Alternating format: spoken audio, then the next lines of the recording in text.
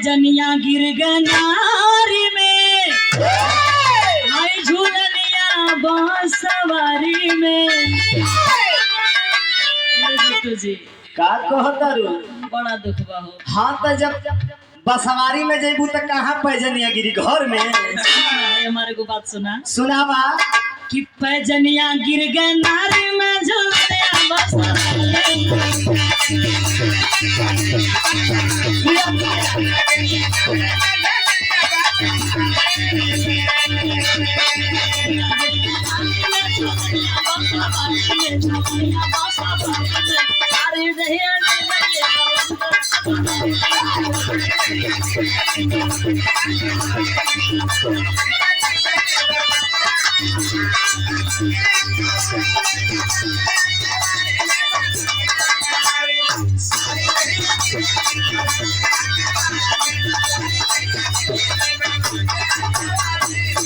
सुना पैजनिया गिरी नारी में झूलनिया बसवारी में।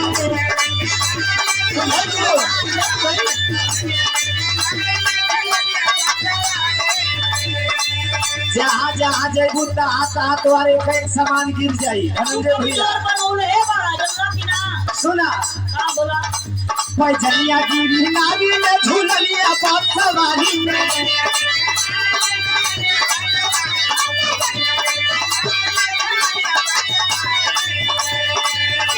अरे तू सारा से बचल दहिया गिरी मरिया नवारी में।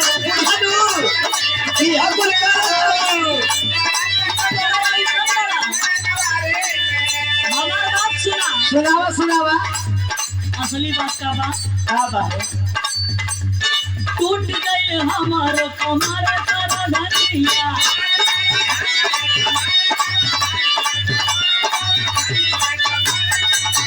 सुना हम नगर हाई जाके घूमा राजे धानिया घूमा घूमा।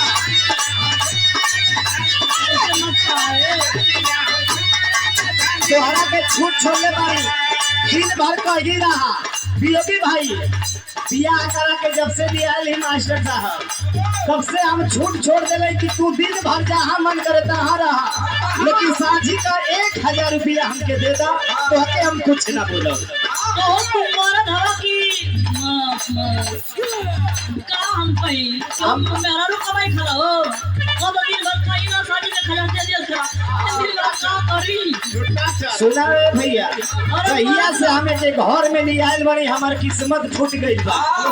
रोज व्हाट्सएप पर चैटिंग करे ले आ जब हमके देखी तो कही ना कि हमारे मामा के लड़का को फोन डालो ना तो हम करिए कहिया लेकर चलिए भैया झगड़ा कैला से बढ़िया बा। करना हो इको काम तुम्हारा हमारा ना सुना सुना टूट गए हमारो कमर कर धनिया।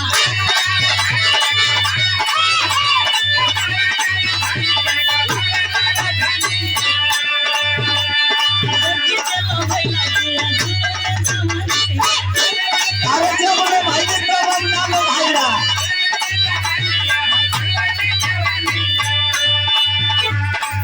राजा मौका हम तो भोइली लाचारी में।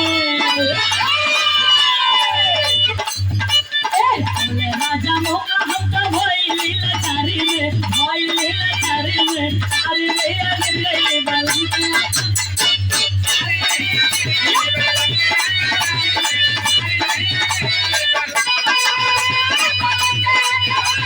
क्या बात है।